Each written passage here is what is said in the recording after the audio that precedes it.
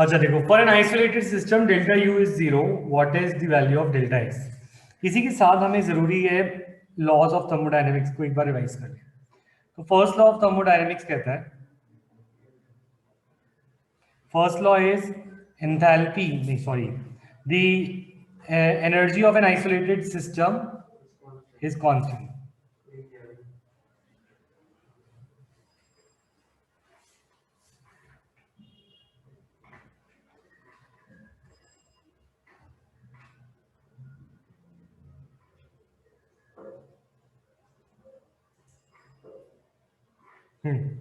तो first law कहता है energy of N isolated system is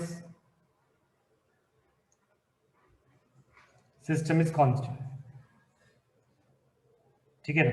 और सेकेंड लॉ ऑफ थर्मोडायनेमिक्स जो अभी तक हमने पढ़ा नहीं था बट अब पढ़ेंगे, सेकेंड लॉ ऑफ थर्मोडायनेमिक्स जो हमें गिवन है that is the entropy change of an isolated system is always increasing. Entropy is always increasing for an isolated system. यानी यूनिवर्स एक आइसोलेटेड सिस्टम है, जैसे हम फर्स्ट लॉ में बोलते हैं energy of an universe is constant, that is first law of conservation of energy. इसी तरीके से सेकेंड लॉ में entropy of the universe, isolated system is universe, entropy of universe is always increasing, यानी universe में entropy बढ़ती है, कम नहीं होती। कोई भी प्रोसेस में एंट्रोपी बढ़ती है तभी वो प्रोसेस स्पॉन्टेनियस होता है। तो ऊपर वाले को तो हम फर्स्ट लॉ को मैथमेटिकली लिखते हैं delta U is equal to delta is equal to Q plus W, है ना।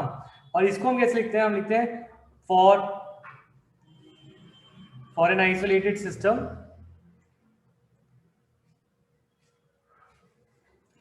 जो टोटल चेंज इन एंट्रोपी होती है that is positive, S total is positive और delta S is greater than zero. ये दो चीजें, ये हमारा सेकेंड लॉ ऑफ थर्मोडायनेमिक्स है। थर्ड लॉ ऑफ थर्मोडायनेमिक्स हमारा इस केमिस्ट्री में नहीं है, फिजिक्स में शायद तुम पढ़ोगे, है ना। पढ़ा है क्या? पॉजिटिव हो या ग्रेटर देन जीरो एक ही बात है, ठीक है ना। कोई चीज पॉजिटिव हो या ग्रेटर देन जीरो। तो अब इन केसेस में अगर ये बोला जाए आइसोलेटेड सिस्टम में डेल्टा यू जीरो है, तो तो हमें पता ही है आइसोलेटेड सिस्टम में डेल्टा यू जीरो होता है। क्यों? Internal energy change. ये फर्स्ट लॉ की बात, ये इसका मतलब तो ये फर्स्ट लॉ को ही बोल रहा है, this is the first law, है ना। अब बात आ रही है कि what will be the sign of delta S. तो इन शॉर्ट वो पूछ रहे हैं आइसोलेटेड सिस्टम में डेल्टा एस का क्या साइन होगा। तो delta S will be positive. तो हम बोलेंगे according to second law of thermodynamics, हम इसको डिफाइन करेंगे, ठीक है। Delta S is always positive और ग्रेटर देन जीरो, कुछ भी लिख सकते, ठीक है।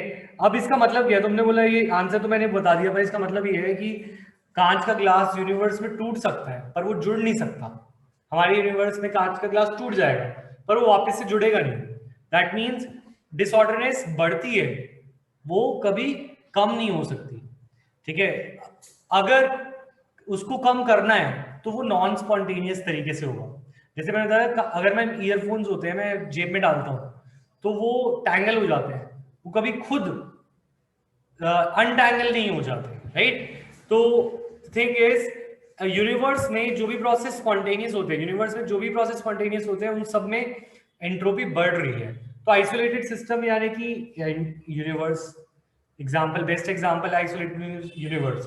तो यूनिवर्स में जो भी प्रोसेस हो रहे हैं उनके अंदर entropy change, total entropy change is positive, ठीक है। Is this clear? नेक्स्ट